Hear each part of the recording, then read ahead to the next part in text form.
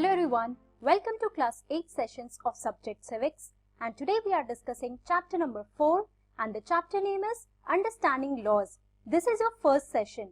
तो बच्चों आज हम लोग क्लास 8 का सब्जेक्ट सिविक्स डिस्कस कर रहे हैं और इसमें हम लोग चैप्टर नंबर 4 डिस्कस कर रहे हैं.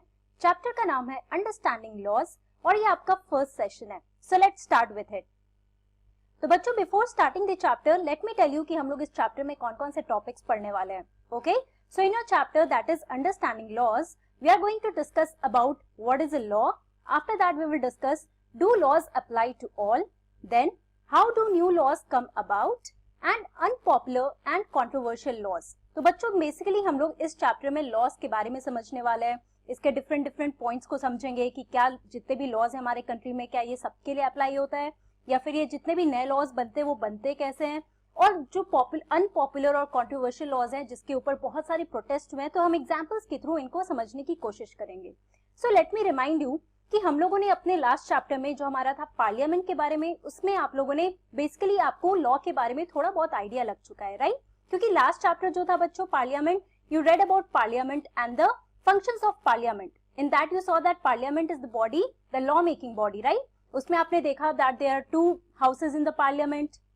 The first house is the Raj Sabha और जो दूसरा हाउस है that is the Lok Sabha, right? और उसके बाद आप लोगों ने देखा कैसे people are involved in decision making because it is the citizens of our country who elect the representatives, और यही जो representatives है बच्चों ये बाद में जाके MPs बनते हैं, that is the member of parliament, right? आप लोगों ने पूरा election process भी समझा, आप लोगों ने देखा कैसे पूरा एक सेशन चलता है पार्लियामेंट के अंदर, क्या होता है लॉस के ऊपर डिस्कशन होता है और फाइनली ये लोग डिसाइड करते हैं. But which body is responsible for implementing all the laws? So it is the judiciary. इसके बारे में भी आप लोग को आइडिया है क्योंकि आप लोगों ने branches of government के बारे में पढ़ा था, executive, legislative and judiciary, right? तो हम लोग ये सारी चीजें एक एक करके डिस्कस करेंगे. But the foremost thing that we have to discuss right now is what is a law, okay? So let us see that. So law. The law is a set of rules that people are made to follow by the state, okay? तो बच्चों basically अगर आपको law को define करना होगा तो आप क्या कहोगे? So it is a set of rules, okay? एक रूल्स का पूरा बुक आपका है, ठीक है? This is a set of rules that people are made to follow. So each and every citizen of our country has to follow this set of rules that has been given by our government, okay? In our Indian constitution. इसके बारे में भी मैं आपको बताऊंगी, okay? So it has to be followed by the state, okay? These are as in people of the state, right? तो बच्चों basically अगर आपको याद होगा तो एक छोटे से एग्जांपल के थ्रू मैं आपको समझाती हूँ. ये एग्जांपल हम लोगों ने पहले भी देखा था कि लेट्स से फॉर एग्जांपल आपका जैसे एक फुटबॉल गेम है या क्रिकेट गेम है, राइट? तो बेसिकली आप जब भी क्रिकेट या फुटबॉल खेलते हो so there are set of rules, right? कि फुटबॉल आप हमेशा पैर से ही खेल सकते हो, अगर आप हाथ से खेलोगे तो that is not a football game, right? तो बेसिकली आपको क्या समझना है यहाँ पे कि चाहे वो एक गेम हो चाहे वो आपका एक क्लासरूम हो, right? There are set of rules जो हर एक जगह अप्लाई होता है, ओके? तो बेसिकली ये सेट ऑफ रूल्स जो हमारे कंट्री में अप्लाई होता है to rule the people, right? So these are the laws under which all the people they are made to follow and it is done by whom? By the government, okay? Now let us understand that do these laws that we are talking about, does it apply to all the people who are living in the country, okay? तो इसके पहले मैं आपको एक छोटा सा example देती हूँ जो आपके एनसीईआरटी बुक में भी दिया हुआ है. Let us see that situation and let us try to question कि क्या ये सही है जो सिचुएशन के बारे में हम बात करने वाले हैं, okay? So there this is your given situation here. So there is a government official helps his son go into hiding because his son has been given a 10-year jail sentence by a district court for a crime that he has committed, okay? तो बच्चों basically situation क्या कह रहा है कि government official है जो कि बहुत ही पावरफुल है, ओके? वो एक गवर्नमेंट सर्वेंट है. नाउ व्हाट ही डज कि उसके बेटे को 10 साल का जेल हुआ है. Why? Because he has committed some crime, okay? So according to the law of our country उसको 10 इयर्स का जेल सेंटेंस हुआ है. बट उसके जो भी उसके डैड है what he does, so he says his son to go into hiding because he is very powerful, okay? तो क्या ये सही है that the law it applies to each and everyone, right? तो बेसिकली अगर कोई पावरफुल है तो क्या ये government official is he doing the right thing according to the law? Definitely not. So here you have to understand that चाहे वो president हो, चाहे वो प्राइम मिनिस्टर हो, चाहे चीफ मिनिस्टर हो, कितने भी पावरफुल हो, but no one is above the law, okay? So in this session we are going to understand that these laws that we are talking about, it applies to each and every citizen of the country, whether it's the president or prime minister or a normal citizen. Okay. So the members of the Constituent Assembly agreed that there should be no arbitrary exercise of power in independent India. Okay. तो बच्चों basically क्या हुआ था, आप लोग constituent assembly के बारे में भी आप लोगों ने पढ़ा है in your chapter number 1, and in that we saw that all the national leaders they were there in the Constituent Assembly और उन्होंने finally decide किया after keeping in mind the struggles of the people, right, कि जितने भी communities थे, despite of the religion of the caste, हर एक लोग मिलकर they all fighted for the independence of our country, right? So therefore this constitution was made, right, by the people, by the members of the Constituent Assembly. And what did they agree on? So basically they agreed that there should be no arbitrary exercise of power in independent India. तो बच्चों यहाँ पे इस sentence का क्या मतलब है, that is no arbitrary exercise of power.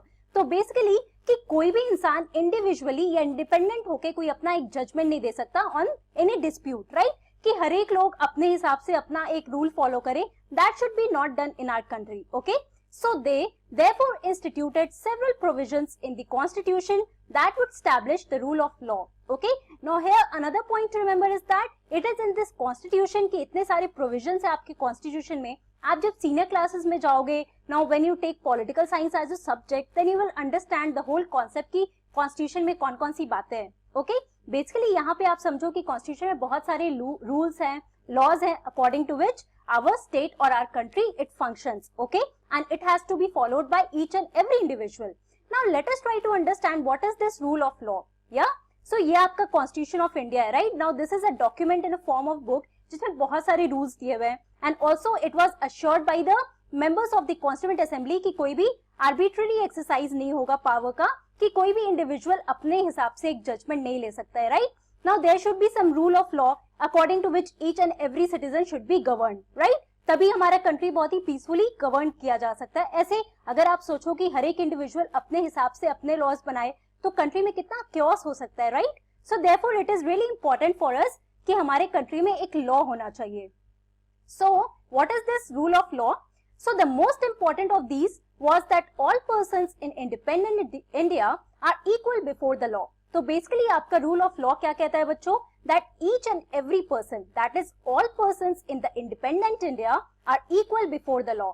So each and every individual is equal before the law. जैसे मैंने आपको बताया जो हमारा क्वेश्चन है that do laws apply to all? So definitely it applies to all. Be it your president, be it your prime minister, chief minister या कोई normal individual, be it a rich or a poor. तो जैसे हमने वो example देखा था अभी about the government official, now you can understand that government official जो who was trying to hide his son क्योंकि he has committed some crime और उसके लिए उसको 10 साल का जेल मिल रहा है. So definitely that is something wrong, है ना?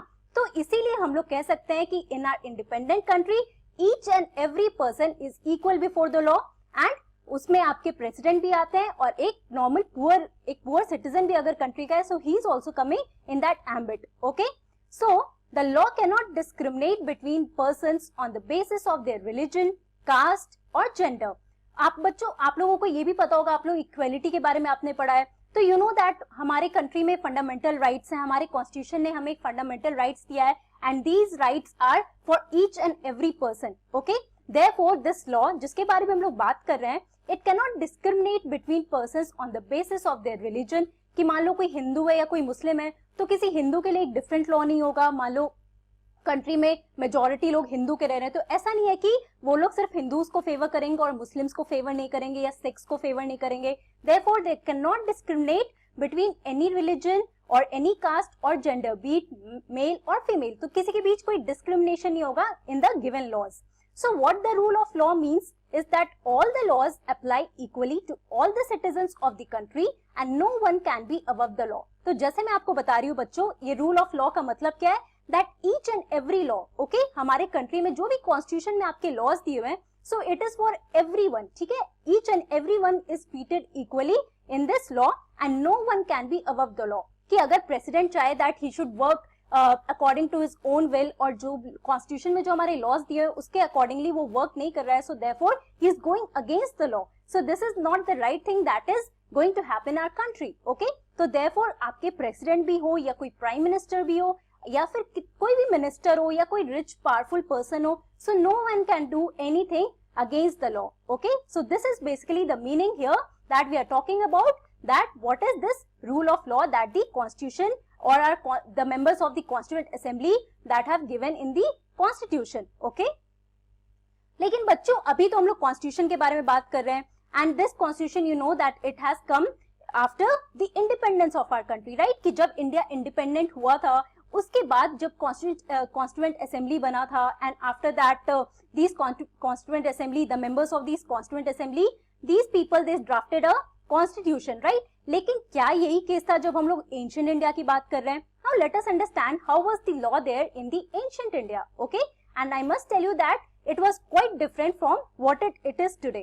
Okay, so in ancient India there were innumerable and often overlapping local laws. तो बच्चों आपको पता होना चाहिए, अगर हम लोग एंशिएंट इंडिया की बात करें तो उस टाइम ऐसा नहीं था कि कोई कॉन्स्टिट्यूशन था, राइट, कोई एक बुक था जिसके अकॉर्डिंग वो लोग रूल कर रहे थे, या फिर वो एक मेंबर्स थे जिन्होंने कॉन्स्टिट्यूएंट असेंबली टाइप से एक मेंबर होगा जिन्होंने कुछ लॉज बनाए थे, राइट. तो उस टाइम पे धर्मशास्त्र हुआ करता था. आप लोग जब एंशिएंट इंडिया हिस्ट्री में भी पढ़ोगे तो आप इन सब के बारे में पढ़ोगे about the philosophy.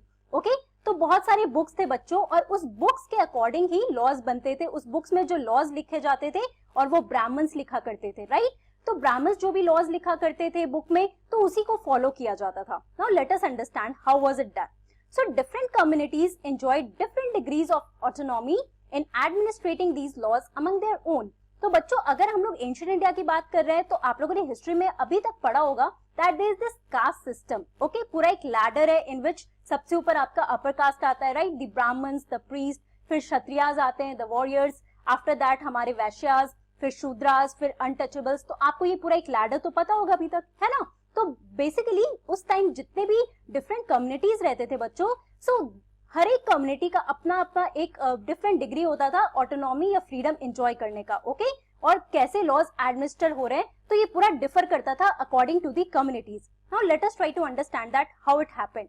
So in some cases the punishment that two persons received for the same crime varied depending on their caste backgrounds, with lower caste being more harshly penalised. तो बच्चों इमेजिन करो अगर आप ancient India में उस time पे अगर रहते तो सोचो कितना डिफरेंट सिचुएशन था. आज के डेट पे अभी ऑन द कॉन्ट्ररी आप क्या पढ़ रहे हो, that each and everyone is equal in front of the law, right, be it your president, be it your prime minister or a normal citizen, सब एक इक्वल है सर. हर एक सिटीजन हमारे कंट्री में they are equal in front of the law, right. सबके लिए एक ही law apply होगा. ऐसा नहीं है कि कोई पावरफुल है तो उनके लिए कुछ फेवरेबल लॉज होंगे या जो पुअर है उनके लिए कुछ अलग लॉज होंगे. लेकिन अगर हम लोग एंशिएंट इंडिया की बात कर रहे हैं तो वहां पे जो कॉन्टेक्स्ट था काफी डिफरेंट हुआ करता था. कैसे कि मान लो कोई पनिशमेंट दिया जा रहा है for to persons who have committed the same crime, और वो क्राइम करने वाले दो लोग जो है एक अपर कास्ट का है और एक लोअर कास्ट का है. तो समझ लो कि कास्ट के बेसिस पे, on the basis of caste basically जो भी पनिशमेंट दिया जाता था वो काफी डिफरेंट हुआ करता था. अपर कास्ट के जो लोग हुआ करते थे अगर उन्होंने कोई क्राइम किया है तो उनको बहुत ही नॉर्मल पनिशमेंट दिया जाता था. ऑन द कॉन्ट्ररी अगर हम लोग लोअर कास्ट की बात कर रहे हैं, so the person who is in the lower caste, तो उसको पनिशमेंट जो मिलता था वो बहुत ही हार्श हुआ करता था. Now this was the situation in ancient time, right, जब वहां पे कोई कॉन्स्टिट्यूशन का कोई कॉन्सेप्ट नहीं था.